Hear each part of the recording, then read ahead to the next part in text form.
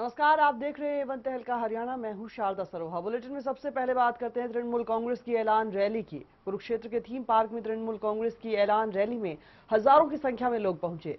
Rally को उत्तर भारत तृणमूल कांग्रेस के प्रभारी केडी सिंह के अलावा पार्टी के कई नेताओं ने संबोधित किया।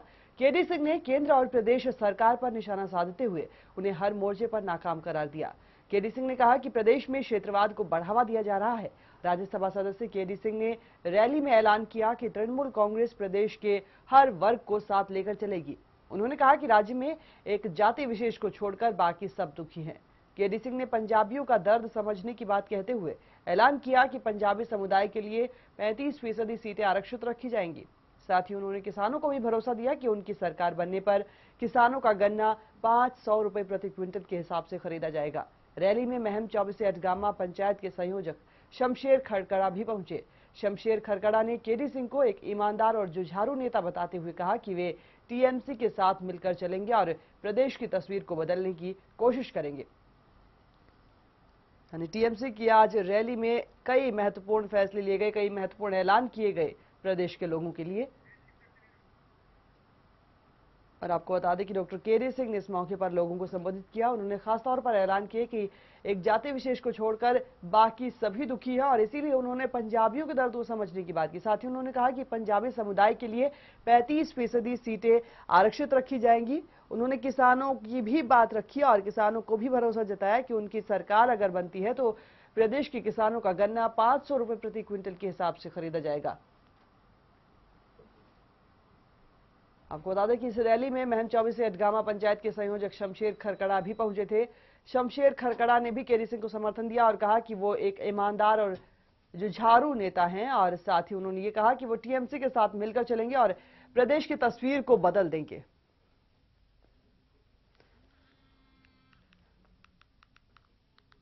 तो कुरुक्षेत्र में ऐलान रैली में आज ये देखा गया, एक तरीके से कई महत्वपूर्ण ऐलान किए गए केडी सिंह की ओर से।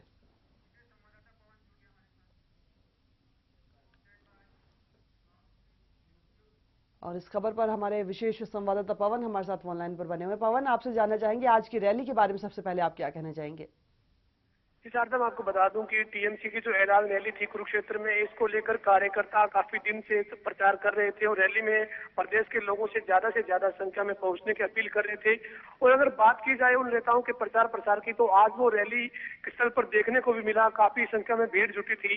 टीएमसी की ये हरियाणा में अगर कहा जाए कि पहली बड़ी रैली, सफल रैली बताई जा सकती है इसको, क्योंकि वाकई में काफी भीड़ इस रैली में लोगों की देखी गई। और शमशेर सिंह खड़कड़ा जो महम अटगामा 24 पंचायत के संयोजक है, वो भी इस रैली में पहुंचे थे। इसके अलावा उत्तर क्षेत्र के जो प्रभारी है टीएमसी के डॉक्टर केडी सिंह, वो इस रैली को संबोधित करने पहुंचे थे और कार्यकर्ताओं में काफी उत्साह था और बहुत ज्यादा भीड़ इस रैली में देखने को मिली। जी पवन, जैसा कि रैली को नाम दिया गया ऐलान रैली का, और इसमें कई ऐलान भी किए गए हैं कि अगर टीएमसी की सरकार बनती है तो इस तरह के ऐलान जो रखे गए हैं उन्हें पूरा किया जाएगा। उन ऐलानों के बारे में जानना चाहेंगे, क्या कुछ ऐलान आज केडी सिंह की ओर से खासतौर पर किए गए? ऐलान रैली को जो नाम दिया था वही हुआ। उन्होंने कई ऐलान किए। उन्होंने कहा कि अगर टीएमसी की सरकार बनती है तो पंजाबी समुदाय के लिए, उन्होंने ये कहा कि पंजाबी समुदाय का वो दर्द समझते हैं और पंजाबी समुदाय को लोग सिर्फ घोषणाओं में तो शामिल करते हैं लेकिन वाकई में उन्हें जो मिलना चाहिए वो नहीं मिल पाता है। तो केडी सिंह ने कहा कि वे पंजाबी समुदाय के लिए काम करेंगे और इसके साथ ही उन्होंने ये भी कहा है कि युवाओं के लिए वो रोजगार, जिस तरह रोजगार अधिकार लेकर आएंगे। उन्होंने कहा कि आज युवाओं के साथ धोखा हो रहा है प्रदेश में। हरियाणा में युवाओं को रोजगार नहीं दिया जा रहा है। बेरोजगार युवक इधर उधर भटक रहा है और वो दूसरे काम, गलत काम करने के लिए मजबूर हो रहा है। तो ऐसे में अगर टीएमसी की सरकार अगर हरियाणा में बनती है तो वो युवाओं को ज्यादा से ज्यादा रोजगार देंगे। इसके साथ ही उन्होंने ये भी कहा कि शाहबाद में महिला कॉलेज टीएमसी की सरकार बनने पर खोला जाएगा। और उन्होंने ये कहा कि हरियाणा के अंदर विशेष विश्वविद्यालय खोले जाएंगे जहाँ पर जो शिक्षा का स्तर है ताकि उसको बढ़ाया जा सके। इसके अलावा केडी सिंह ने ये कहा कि हरियाणा में क्या किसान आत्महत्या करने के लिए मजबूर है। मुख्यमंत्री भूपेंद्र सिंह हुड्डा खुद को किसानों का हितैषी बताते हैं लेकिन किसान उसके बावजूद आत्महत्या करने के लिए मजबूर है। उन्होंने कहा कि वे किसानों के लिए भी टीएमसी काम करेगी और उन्होंने कहा कि टीएमसी की सरकार बनने पर 500 रुपए प्रति क्विंटल गन्ने का भाव दिया जाएगा। इसके साथ ही उन्होंने ये भी कहा कि हरियाणा में अगर टीएमसी की सरकार बनती है तो 2100 रुपए बुढ़ापा पेंशन प्रति माह दी जाएगी। इसके साथ ही उन्होंने कई और घोषणाएं भी टीएमसी की इस रैली में डॉक्टर केडी सिंह ने की है। पवन, उनका ये वास्तविक स्थिति की बात करें, वास्तविक स्थिति के अनुसार ये जो ऐलान किए गए हैं ये कहां तक सामने रखे जा सकते हैं? जिस तरह से ऐलान किया गया है कि किसानों को जो गन्ने का मूल्य है वो बढ़ाया जाएगा, बुजुर्गों की पेंशन इतनी ज्यादा बढ़ा दी जाएगी, या फिर पंजाबियों के लिए जो सीट आरक्षित करने की बात खासतौर पर सामने आई है, असल स्थिति की बात करें और इन ऐलानों की बात करें तो कितना कंपैरिजन हम कर सकते हैं? जी शारदा, बिल्कुल आपने ठीक कहा कि एक घोषणा करना और उसको लागू करना, इन दोनों में बहुत फर्क होता है। और जब भी चुनाव नजदीक आता है तो अब सभी पार्टियां घोषणा पत्र लागू करती है, घोषणा पत्र लेकर आती है। लेकिन 5 साल सरकार पूरी करने के बाद देखा जाए कि उन घोषणाओं में से कितनी घोषणाओं को अमली जामा पहनाया गया और कितनी घोषणाएं खाली घोषणाएं बनकर ही रही। इस तरीके से यह जो आज ऐलान रैली में जो टीएमसी के जो नेता है डॉक्टर केडी सिंह, उन्होंने जो घोषणा की है वो घोषणा वाकई में बहुत अच्छी घोषणा है लोगों के लिए। जो हरियाणा के जो लोग हैं उनको एक उम्मीद जरूर है कि अगर ये जो सारी चीजें जो डॉक्टर केडी सिंह ने कहा है अगर वो पूरी होती है उनकी घोषणाएं, तो ये लोगों के लिए बहुत राहत की खबर है। लेकिन ये तो आने वाला वक्त ही बताएगा कि हरियाणा के अंदर क्या राजनीतिक समीकरण बनते हैं। और जो ये घोषणाएं, हालांकि इसमें साधा एक बात गौर करने की ये है कि ये जो घोषणाएं हैं ये कोई ऐसी घोषणाएं नहीं है जिनको पूरा नहीं किया जा सकता। सभी ऐसी घोषणाएं हैं जिनको पूरा किया जा सकता है और बड़ी आसानी से पूरा किया जा सकता है। क्योंकि अगर गन्ने के दाम की अगर हम बात करें, गन्ने के जो दाम 500 रुपए प्रति क्विंटल देने की अगर हम बात करें, तो आज के इतनी महंगाई है कि किसान जो फसल उगाता है तो उसके ऊपर लागत बढ़ती जा रही है, दिन ब दिन लागत बढ़ती जा रही है। और उस लागत के हिसाब से ये सही है कि गन्ने का दाम किसान को ठीक तरह से नहीं मिल पा रहा है। इसको अगर 500 रुपए प्रति क्विंटल अगर टीएमसी की सरकार बनने के बाद उन्होंने अगर दाम की बात कही है तो उसको देने में कोई ज्यादा बड़ी बात नहीं होगी। क्योंकि इतना दाम अगर सरकार चाहे तो दे सकती है। मौजूदा सरकार भी अगर चाहे तो किसानों को इस तरीके से दाम बढ़ाकर फसलों के राहत दे सकती है। लेकिन वो केडी सिंह ने मंच से ये कहा भी है कि इसके लिए नीति और नीयत होनी चाहिए, और नीति और नीयत जिस पार्टी की होगी वो ही किसानों के लिए काम करेगी। जी पवन, इसी के साथ ये भी जानना चाहेंगे, जैसा कि आपने कहा कि देखना होगा कि राजनीतिक समीकरण किस तरह से बनते हैं। जैसा कि इससे पहले कयास लगाए जा रहे थे कि प्रदेश में कांग्रेस और इनेलो ही मुख्य विपक्षी पार्टी के तौर पे सामने आती है, इनेलो और साथ ही कांग्रेस पार्टी जो मुख्य पार्टी है। टीएमसी की अगर बात की जाए तो वहां पर एक सवाल खड़ा हो रहा था, लेकिन आज की रैली ने उन सारे सवालों को कहीं ना कहीं जवाब दिया है। इतनी भारी भीड़ वहां पर पहुंची है, रैली में लोगों का समर्थन इस रैली में मिला है, देखने को मिला है, तो आगे की तस्वीर कितना स्पष्ट हो रही है? जी शारदा, अगर आज रैली की भीड़ की बात की जाए तो आज रैली में काफी भीड़ यहाँ पर पहुंची थी। हजारों की तादाद में कार्यकर्ता और जो टीएमसी से जुड़ने के लिए जो लोग यहाँ पहुंचे थे। लेकिन इसमें ये बात खास है कि फिलहाल जो हरियाणा के अंदर जो राजनीतिक समीकरण बने हुए हैं, कांग्रेस में बड़े बड़े जो नेता है उनके बीच में आपस में बयानबाजी चल रही है, एक दूसरे पर भेदभाव का आरोप लगा रहे हैं। इसी तरीके से अगर इंडियन नेशनल लोकदल जो मुख्य विपक्षी दल है हरियाणा की पार्टी है, उसकी अगर बात की जाए तो पार्टी के प्रमुख ओम प्रकाश चौटाला और इनेलो के राष्ट्रीय महासचिव अजय सिंह चौटाला दोनों ही जेपीटी भर्ती घोटाले में सजा काट रहे हैं और जेल में बंद है। तो इस तरीके से देखा जाए तो लोगों के सामने एक विकल्प है, और उन लोगों के लिए विकल्प है जो इन दोनों पार्टियों से अलग जाना चाहते हैं, उन नेताओं के लिए भी विकल्प है। क्योंकि आज अगर बात की कांग्रेस की, तो कांग्रेस में भी अंदर ही अंदर ये बात चल रही है कि बहुत सारे जो बड़े नेता है वो नाराज है पार्टी से, पार्टी में जो उन्हें तवज्जो नहीं मिल रही है उससे वो नाराज है। तो हो सकता है कि आने वाले दिनों में कुछ बड़े नेता कांग्रेस पार्टी से और कुछ बड़े नेता इंडियन नेशनल लोकदल पार्टी से अगर टीएमसी में आते हैं तो निश्चित तौर पर समीकरण बदलने में देर नहीं लगती। और शारदा, ये सच है कि राजनीति में कभी भी कुछ भी संभव है। बिल्कुल पवन, इसी सवाल पर मैं आ रही थी, जैसा कि बाकी पार्टियों की बात करें, संकट जो इनेलो में है, साथ ही जो संकट कांग्रेस में देखा जा रहा है, क्या उनके संकट का फायदा कहीं ना कहीं टीएमसी को मिला है, और क्या वही वजह रही है लोगों की भीड़ इस रैली में जुटाने के लिए? जी बिल्कुल शारदा, अगर बात की जाए तो हरियाणा के अंदर ये निश्चित हो चुका है कि कांग्रेस और इनेलो के अलावा लोगों को दूसरा विकल्प नजर नहीं आता है। और आप बात की जाए हस्का भाजपा की, तो हस्का भाजपा भी इस बार हरियाणा के अंदर अपना वजूद बनाने की पूरी कोशिश में है। लेकिन फिलहाल जो टीएमसी ने जो विकल्प दिया है, जो टीएमसी ने जो आज जो कुरुक्षेत्र में जो रैली की है, इसके जरिए जो एक विकल्प लोगों को दिखाने की कोशिश की है, और जो लोगों में जो उत्साह था, जो लोगों में जो जोश था इस रैली को लेकर, वो कहीं ना कहीं ये साबित करता है कि इनेलो और कांग्रेस के बाद टीएमसी ने एक विकल्प दिया है और लोग इससे जुड़ना भी चाहेंगे, क्योंकि जब विकल्प आपके पास होता है तो आप दूसरी जगह जा सकते हैं। जी पवन, एक सवाल यहाँ पर यह भी खड़ा होता है, जैसा कि आज रैली में ऐलान किया गया है कि अगला मुख्यमंत्री जो होगा वो पंजाबी समुदाय से होगा। क्या ऐसा फैसला जो है बाकी जातियों को नाराज नहीं कर सकता है, या फिर बाकी जो वर्ग हैं वो इससे कहीं ना कहीं खफा हो सकते हैं?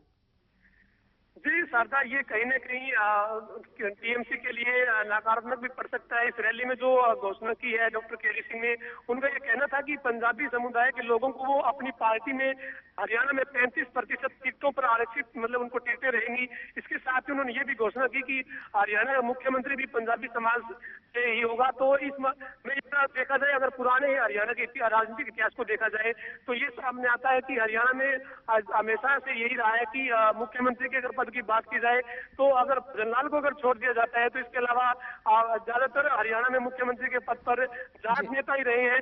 तो हरियाणा में कहीं ना कहीं जाट जो वर्ग है वो मुख्यमंत्री के पद पर रहा है। तो इसी से ये है कि हरियाणा में अगर उन्होंने पंजाबी समाज को अगर मुख्यमंत्री के पद पर लेके आने की बात कही है तो कहीं ना कहीं उनके साथ पंजाबी समाज तो निश्चित तौर पे जुड़ेगा, लेकिन जो दूसरे बाकी समाज के लोग हैं वो इस फैसले को या उनकी इस घोषणा को किस तरीके से लेते हैं, ये तो आने वाला वक्त ही बता पाएगा। जी पवन, बहुत बहुत शुक्रिया तमाम जानकारी के लिए। एक बार फिर आपको बता दें कि कुरुक्षेत्र में आज ये रैली हुई थी, टीएमसी की ऐलान रैली, और ये रैली खत्म हो चुकी है। इसमें कई बड़े ऐलान किए गए हैं। डॉक्टर केडी सिंह ने इस मौके पर कई बड़ी घोषणाएं की। उन्होंने कहा कि अगर उनकी सरकार आती है तो प्रदेश में बदलाव की लहर देखी जाएगी। साथ ही उन्होंने कहा कि पंजाबी समुदाय के लिए खासतौर पर 35% जो सीटें हैं वो आरक्षित रखी जाएंगी। उन्होंने किसानों का भी ध्यान रखा। किसानों को उन्होंने भरोसा जताया कि उनकी सरकार बनने पर किसानों का जो गन्ना है वो 500 रुपए प्रति क्विंटल के हिसाब से खरीदा जाएगा। आपको बता दें कि रैली में महम चौबीसी अटगामा पंचायत के संयोजक शमशेर खरकड़ा भी पहुंचे, और शमशेर खरकड़ा ने केडी सिंह को एक ईमानदार और जुझारू नेता बताया।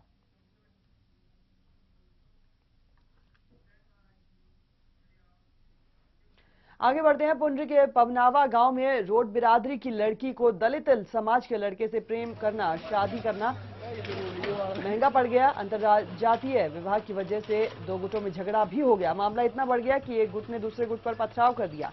सूचना मिलने के बाद पुलिस मौके पर पहुंची और मामला शांत करवाने की कोशिश की, लेकिन गुस्साए रोड बिरादरी के जो लोग हैं वो मानने को तैयार नहीं थे। रोड बिरादरी के लोगों ने गांव के दलितों के साथ साथ पुलिस पर भी पत्थरबाजी शुरू कर दी। पथराव में 4 पुलिस वालों समेत 8 लोग जख्मी हुए हैं। दरअसल एक लड़की ने दलित लड़के से प्रेम विवाह किया था और इससे रोड समाज के जो लोग हैं उनमें रोष बना हुआ था। इसी को लेकर दोनों में झगड़ा हो गया।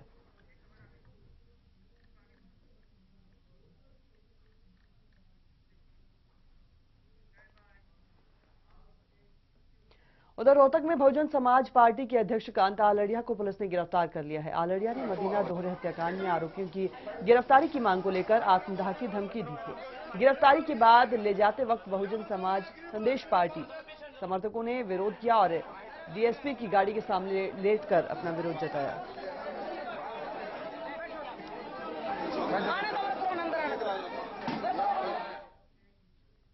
फतेहाबाद के धांगड़ गांव में एक ब्लाइंड मर्डर का मामला सामने आया है। शनिवार रात को कुछ अज्ञात लोगों ने एक दंपति पर तेज धार हथियारों से हमला कर दिया। इस हादसे में पत्नी की मौके पर ही मौत हो गई, जबकि पति को गंभीर रूप से हिसार के अस्पताल में भर्ती करवाया गया है। मौके पर पहुंची पुलिस ने शव को पोस्टमार्टम के लिए फतेहाबाद के सामान्य अस्पताल भिजवा दिया है। फिलहाल पुलिस ने अज्ञात हमलावरों के खिलाफ मामला दर्ज करके कार्रवाई शुरू कर दी है।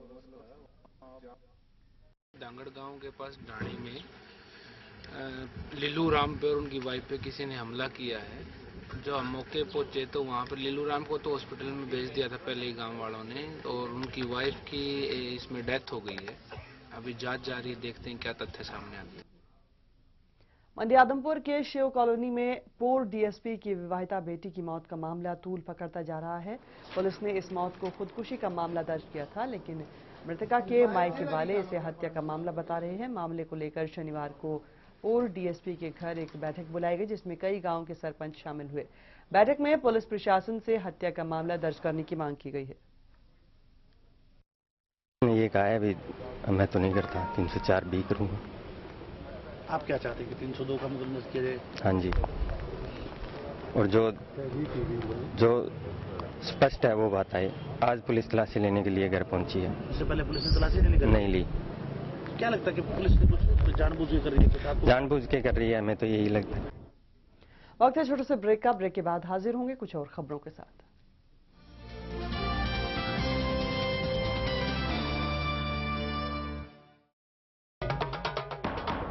सत्ता के गलियारों से गांव की चौपाल तक, खेल के मैदान से खेत खलिहान तक, बनघट की रौनक से मॉल्स की चकाचौंध तक, देखिए प्रदेश की हर खबर हमारे साथ। हम हैं A1 तहलका हरियाणा।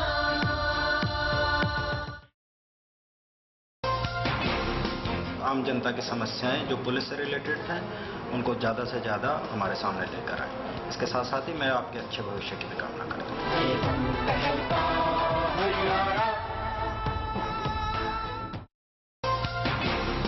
एक लड़का मुझे देखता है मगर बोलता कुछ नहीं, मैं क्या करूं?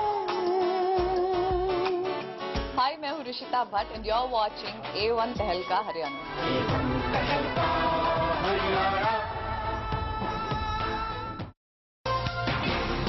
A1 तहलका शुरू होने पर मैं हरविंदर मलिक जी को और उनकी पूरी टीम को हार्दिक बधाई और शुभकामनाएं देती हूँ।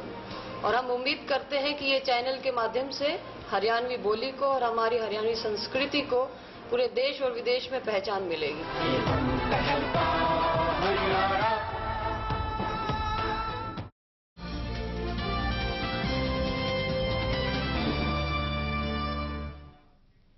ब्रेक के बाद आपका स्वागत है। खबरों में आगे बढ़ते हैं। हरियाणा बोर्ड की परीक्षाओं में नकल थमने का नाम नहीं ले रही है। नियमित परीक्षाओं के बाद अब ओपन स्कूल की परीक्षाओं में भी नकल का बोलबाला शुरू हो गया है।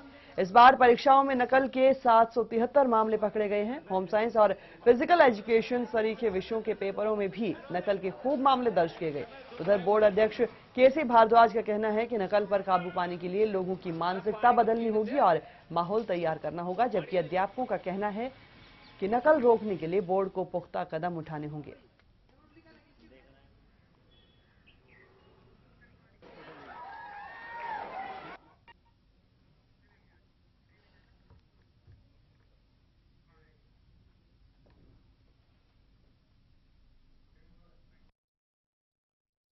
देखिए, नकल का जहाँ तक सवाल है, एक पर्टिकुलर सेक्ट्स में होती है, पर्टिकुलर एरियाज में होती है, कोई ट्रबल सेंटर्स में वहाँ पर होती है। उसका ये है कि बहुत सही मैं कहूँ कि पेरेंट्स करवाते थे, कोई अतिशयोक्ति या गलती नहीं है। अगर मैं कहूँ कि कहीं हमारी ड्यूटी देने के जो स्टेट एजुकेशन स्टाफ है उसमें भी कहीं लैकनेस पाई जाती है। यदि कोई मुझे नोटिस में आता है, उस सेंटर को वहाँ से कैंसिल करूँगा, दूसरी जगह बैठाऊंगा, रिजल्ट उनका डिले करूँगा और पनिशमेंट भी दूंगा। और संविधान निर्माता डॉक्टर भीमराव अंबेडकर की 121वीं जयंती धूमधाम से मनाई गई। 3 तस्वीरें आपको दिखा रहे हैं पहले, और चरखी दादरी, भिवानी और साथ ही गन्नौर से भी ये तस्वीर आप देख रहे हैं। चरखी दादरी में अलग अलग जगहों पर भीमराव अंबेडकर की जयंती मनाई गई। अंबेडकर चौक पर सहकारिता मंत्री सतपाल सांगवा ने डॉक्टर भीमराव अंबेडकर की प्रतिमा पर फूल अर्पित कर लोगों को संबोधित किया। उधर भिवानी में भी भारत रत्न बाबा साहेब भीमराव अंबेडकर के जन्मदिवस पर हरियाणा जागृति मोर्चा ने अंबेडकर चेतना यात्रा निकाली। यात्रा के जरिए अंबेडकर के सिद्धांतों और उनके रास्तों पर चलने का प्रचार किया गया।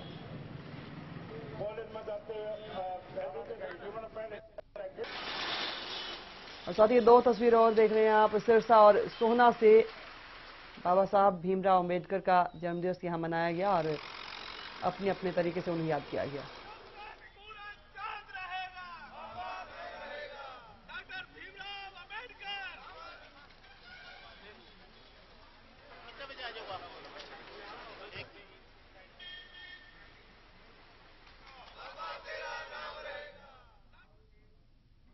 तो दुनिया के सबसे बड़े संविधान के निर्माता डॉक्टर भीमराव अंबेडकर, एक ऐसे शख्स जिन्होंने गरीबी से निकलकर रच दिया इतिहास। आज डॉक्टर भीमराव अंबेडकर की 122वीं जयंती है। डॉक्टर भीमराव के जीवन सफर और देश को दिए गए अतुल्य योगदान पर देखिए हमारी एक खास रिपोर्ट।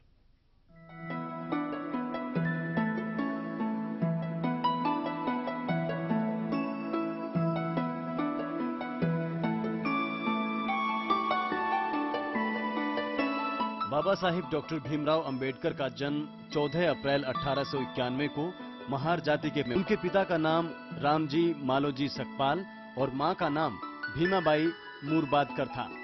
दोनों नामों को मिलाकर उनका नाम रखा गया भीमराव रामजी। भीमराव का परिवार मराठी था। उनके पिता ब्रिटिश ईस्ट इंडिया कंपनी की सेना में नौकरी करते थे और मध्य प्रदेश की मऊ छावनी में कार्यरत थे। उस समय महार जाति के साथ सामाजिक और आर्थिक रूप से गहरा भेदभाव किया जाता था। इस जाति को अछूत समझा जाता था। यही बात बचपन से ही भीमराव को कचोटती रहती थी। स्कूली पढ़ाई का मौका तो भीमराव को मिल गया था, लेकिन अपनी जाति की वजह से स्कूल में भी उनसे भेदभाव किया जाता था, दूसरे बच्चों से अलग बिठाया जाता था। अध्यापक उन पर कम ध्यान देते थे। पानी पीने के लिए भी उन्हें चपरासी पर निर्भर रहना पड़ता था। साल 1894 में रिटायर होने पर रामजी सकपाल परिवार समेत सतारा चले गए। एक ब्राह्मण शिक्षक महादेव अंबेडकर भीमराव से बड़ा स्नेह करते थे। उनके कहने पर भीमराव ने अपने नाम से सकपाल हटाकर अंबेडकर लगा लिया, जो उनके गांव के नाम अंबावड़े पर आधारित था। साल 1897 में उनका परिवार मुंबई चला गया। 1907 में मैट्रिक की परीक्षा पास करने के बाद भीमराव ने बॉम्बे यूनिवर्सिटी में प्रवेश लिया और भारत के किसी कॉलेज में दाखिला लेने वाले पहले अस्पृश्य बने।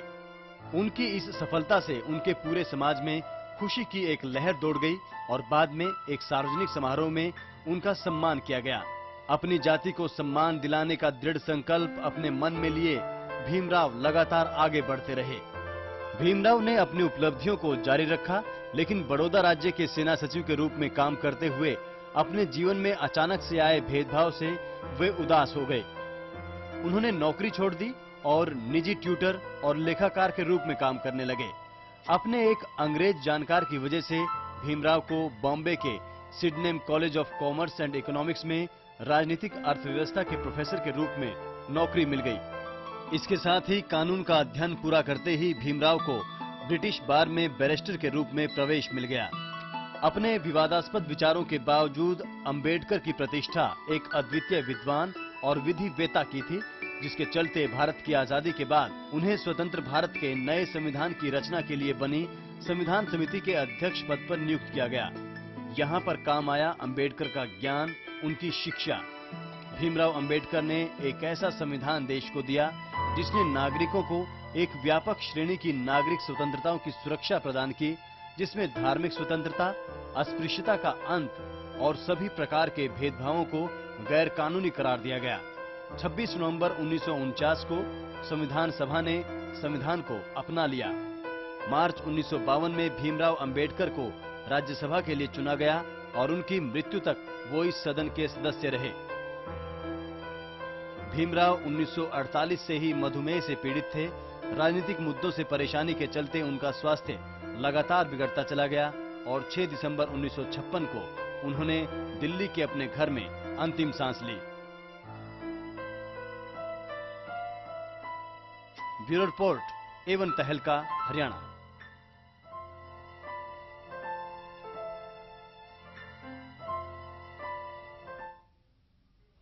इसी के साथ फिलहाल इस बुलेटिन में इतना ही। बने रहिए A1 तहलका के साथ।